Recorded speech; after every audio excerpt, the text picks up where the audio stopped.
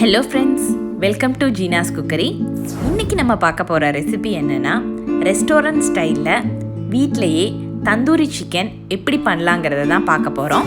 வாங்க எப்படி பண்ணலாங்கிறத பார்க்கலாம். தந்தூரி சிக்கன் செய்கிறதுக்கு தேவையான பொருட்கள் என்னென்னங்கிறத முதல்ல பார்த்துடலாம். 2 லெக் பீசஸை இது மாதிரி நல்லா கழுவி க்ளீன் பண்ணி கீரல் போட்டு எடுத்து வச்சுருக்கேன்.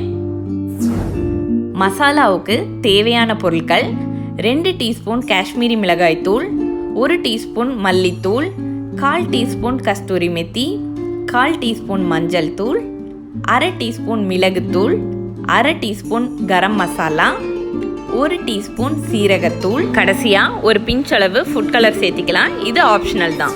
நம்ம எடுத்து வச்சிருக்கிற சிக்கன் கூட 2 டேபிள் ஸ்பூன் கெட்டியான தயிரை சேர்த்திக்கலாம். ஒரு எலுமிச்சம்பழத்தை பிழிஞ்சு அதோட சாறையும் இது கூட நம்ம சேர்த்திக்கலாம். அடுத்தது 1 டேபிள் ஸ்பூன் இஞ்சி பூண்டு விழுது நல்லா மையா பேஸ்ட்டாக அரைச்சி இது மாதிரி சேர்த்திக்கலாம். முன்னமே சொன்ன எல்லா மசால் பவுடர்களையும் நம்ம இப்போ இது கூட மிக்ஸ் பண்ணிக்கலாம். கடைசியாக தேவையான அளவு உப்பை சேர்த்தி இதை பிசைய ஆரம்பிக்கலாம். இதை நல்லா ஈவனாக கோட் ஆகிற மாதிரி நல்லா பிசைஞ்சு இந்த மாதிரி எடுத்து வச்சுக்கலாம். இதை 6லேருந்து 8 மணி நேரம் நம்ம ஊற வைக்க போகிறோம். ஸோ இதை நம்ம ஃப்ரிட்ஜில் எடுத்து வச்சுக்கலாம். எவ்வளோக்கு எவ்வளோ ஊறுதோ அவ்வளோக்கு அவ்வளோ உங்களுக்கு சிக்கன் நல்லா ஜூஸியாக அந்த மசாலா எல்லாமே நல்லா இறங்கி உங்களுக்கு நல்ல டேஸ்ட்டாக இருக்கும். குக் பண்ணுறதுக்கு 1 மணி நேரம் இல்லை அரை மணி நேரம் முன்னாடியே இந்த சிக்கனை நம்ம ஃப்ரிட்ஜில் இருந்து எடுத்து வெளியில் வைக்கணும்.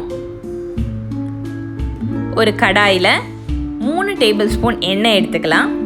1 டேபிள் ஸ்பூன் அளவுக்கு இதில் வெண்ணெயை சேர்த்திட்டு நல்லா உருக விடலாம்.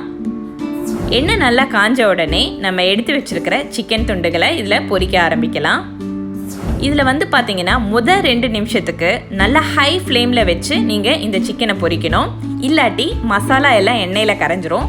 2 நிமிஷத்துக்கு அப்புறமே இதை நீங்கள் லோ ஃப்ளேமுக்கு மாற்றிட்டு அப்படியே ஒரு கவர் போட்டு இதை நம்ம ஒரு 10 நிமிஷம் அப்படியே குக் பண்ணுவோம்.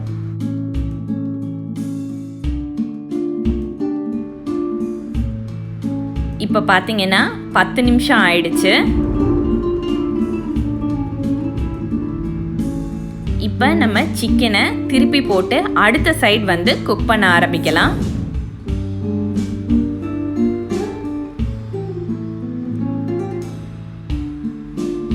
திருப்பி போட்டாச்சு. இப்போ திருப்பி கவர் போட்டு இதை அடுத்த சைடு ஒரு 10 நிமிஷம் குக் பண்ணுவோம். ஒரு 10 நிமிஷத்துக்கும் நம்ம சிக்கனை இந்த மாதிரி திருப்பி போட்டு நம்ம குக் பண்ண ஆரம்பிக்கலாம். இந்த ஒவ்வொரு டைம் திருப்பி போடும்போதும் ஒரு ப்ரஷ்ஷை வச்சு பட்டரை நீங்கள் சிக்கன் மேலே இந்த மாதிரி க்ரீஸ் பண்ணிக்கலாம். நீங்கள் குக் பண்ணி முடிக்கிற வரைக்குமே நீங்கள் லோ ஃப்ளேம்லேயே அடுப்பை செட் பண்ணிக்கோங்க. 40 நிமிஷம் ஆயிடுச்சு. நம்ம சிக்கன் எல்லாமே பார்த்தீங்கன்னா நல்லா குக் ஆகிருக்கு. இந்த ஸ்டேஜில் அடுப்பை ஆஃப் பண்ணிடலாம். ஆஃப் பண்ணிவிட்டு தேங்காய் சில்லை கேஸ் ஸ்டவ்வில் காமிச்சு நல்லா கருக்கி இந்த மாதிரி ஒரு கிண்ணத்தில் எடுத்திருக்கேன். இது கூட ஒரு 1/2 டீஸ்பூன் நெய்யை சேர்த்தி இந்த மாதிரி ஒரு 2லேருந்து 3 நிமிஷம் மூடிடலாம். மூடும்போது இதுலேருந்து நல்ல ஸ்மோக் வர ஆரம்பிக்கும். இந்த ஸ்மோக் தான் தந்தூரி சிக்கனுக்கு ஒரு ஸ்பெஷலான யூனிக்கான அந்த ஸ்மோக் ஃப்ளேவரான டேஸ்ட்டை கொடுக்கும். ஸோ இந்த ஸ்டெப்பை ஸ்கிப் பண்ணாமல் பண்ணுங்கள். தாபா ஸ்டைல் தந்தூரி சிக்கன் சூப்பராக ரெடியாக இருக்குது. நீங்களும் கண்டிப்பாக இந்த ரெசிபியை வீட்டில் ட்ரை பண்ணி பாருங்கள். உங்களோட ஃபீட்பேக்கை கீழே இருக்க கமெண்ட் செக்ஷனில் சொல்லுங்கள். உங்களுக்கு எங்களோட ரெசிபிஸ் பிடிச்சிருந்ததுன்னா மறக்காமல் ஜீனாஸ் குக்கரியை சப்ஸ்கிரைப் பண்ணுங்கள். கூடவே பக்கத்தில் இருக்கிற பெல் ஐக்கானை ப்ரெஸ் பண்ண மறக்காதீங்க. ஸோ தட் நாங்கள் அப்பப்போ போடுற வீடியோ உங்களுக்கு தவறாமல் சேரும். தேங்க்ஸ் ஃபார் வாட்சிங் த வீடியோ.